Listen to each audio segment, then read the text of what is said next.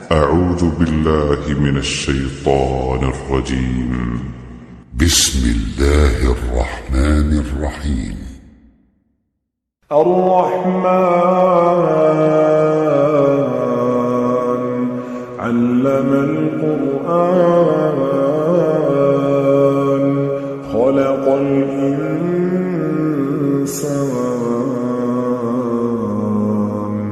علمه البيان الشمس والقمر بحسبان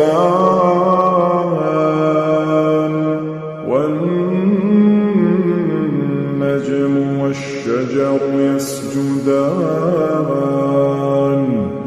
والسماء رفعها ووضع الميزان ألا تطغوا في الميزان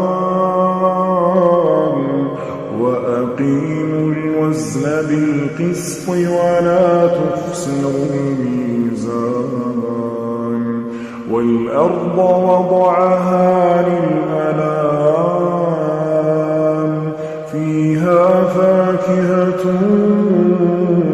والنخل ذات الأكمام والحب ذو العصف والريحان فبأي آلاء ربكما تكذبان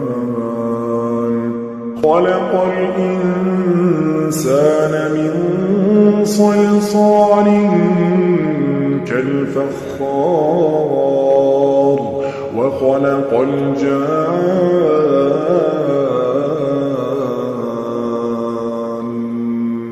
من مارج من نار فبأي آلاء ربكما تكذبان رب المشرقين ورب المغربين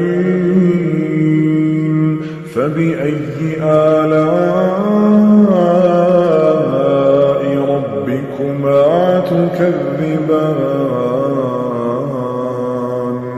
مرج البحرين يلتقيان بينهما برزخ لا يبغيان فبأي آلاء ربكما تكذبان يخرج منهما اللؤلؤ والمرجان فبأي آلاء ربكما تكذبان وله الجوار المنشآت في البحر كالأعلام فبأي آلاء ربكما تكذبان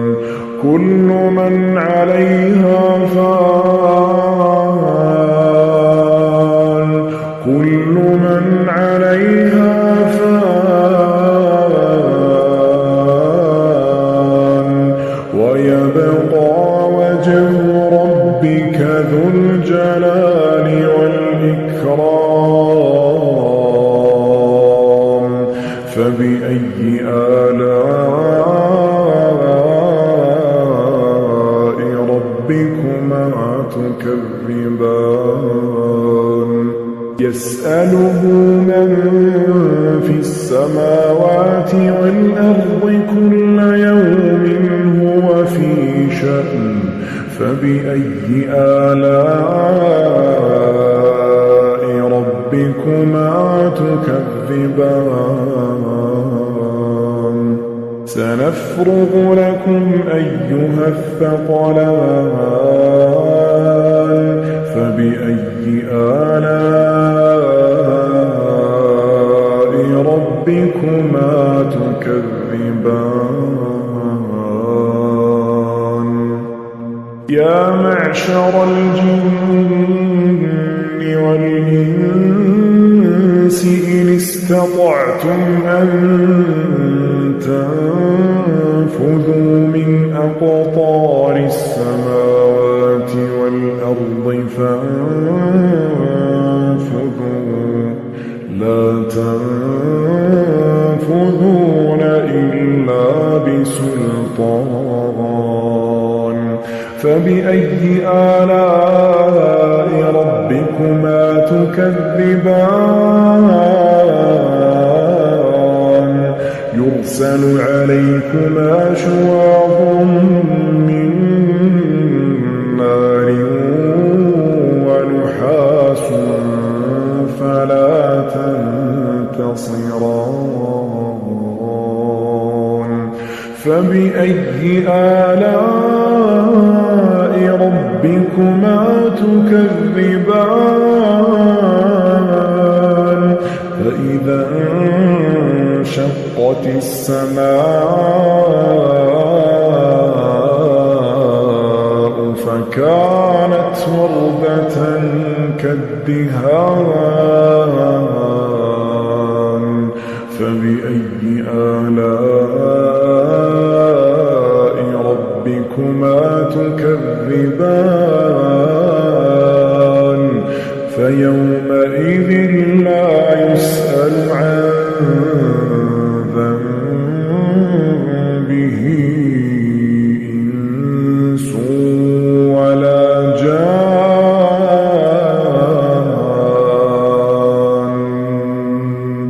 فبأي آلاء ربكما تكذبان يعرف المجرمون بسيماهم فيؤخذ بالنواصي والأقدام فبأي آلاء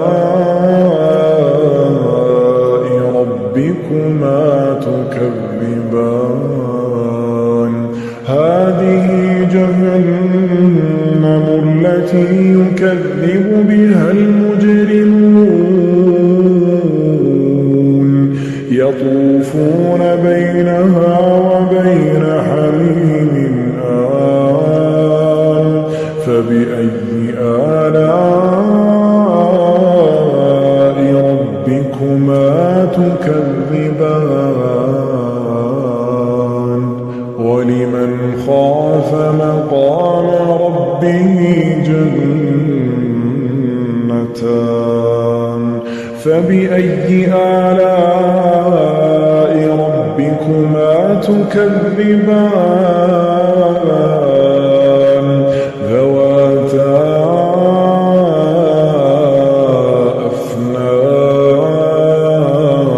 أفنان فبأي آلاء ربكما تكذبان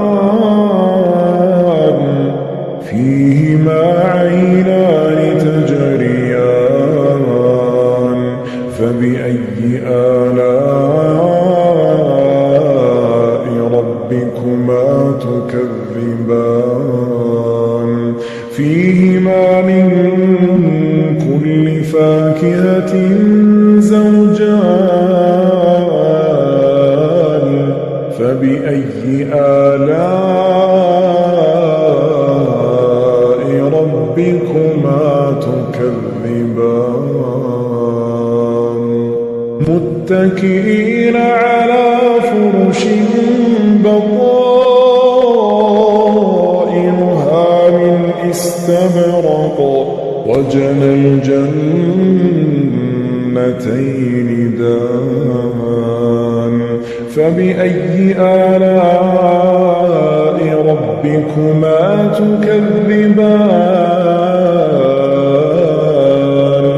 فيهن قاصرات الطرف لم يطمثهن إنس قبلهم ولا جان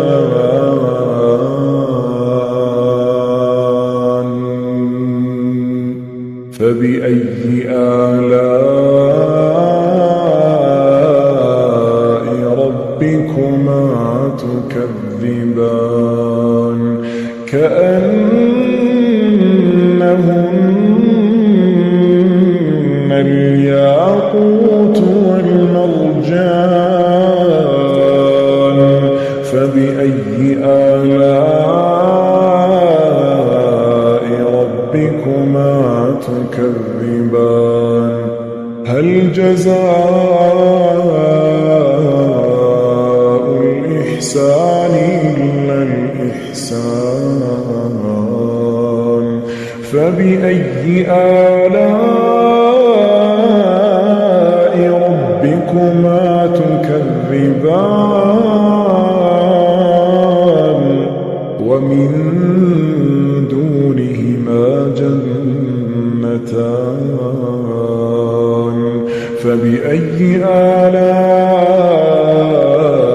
ربكما تكذبان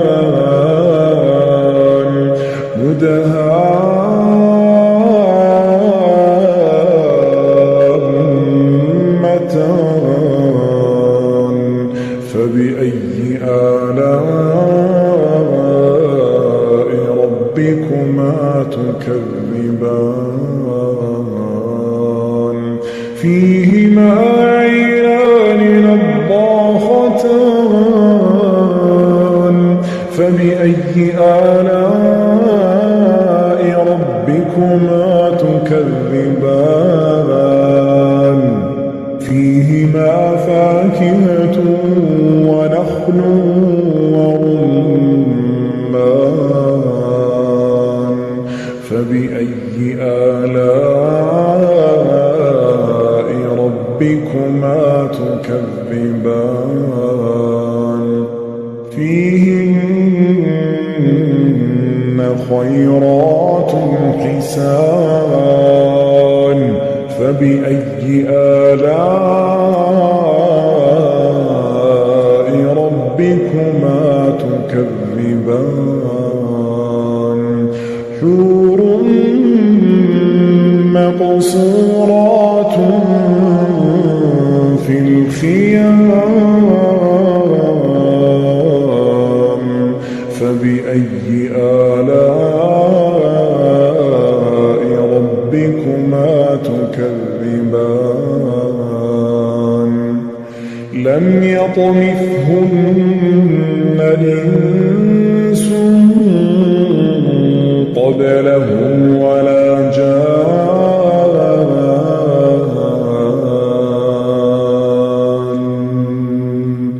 فبأي آلاء ربكما تكذبان متكئين على رفرف خضر وعبقري حسان فبأي آلاء ربكما تكذبان تبارك اسم ربك ذي الجلال والإكرام